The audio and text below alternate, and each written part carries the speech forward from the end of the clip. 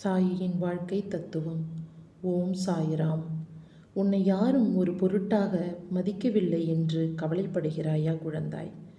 நாம் கவலைப்பட்டால் நம் மனம் சோர்ந்து சக்தி குறைந்து தாழ்ந்து போவாய். அதையே நீ ஆக்கப்பொருளாக எப்படி மாற்றி உன் முக்கியத்துவம் மக்களிடையே ஓங்க செய்வது என்று பார். எவன் ஒருவன் வலியும் வேதனையும் அதிகம் தாங்குகிறானோ அவனே வாழ்க்கையின் பெரிய சாதனையாளராகிறான். என் நாமம் என்றும் உன் துணை நிற்கும். கவலையின்றி செல் மகனே, நான் உன் பின்னாலே வந்து கொண்டிருக்கின்றேன்.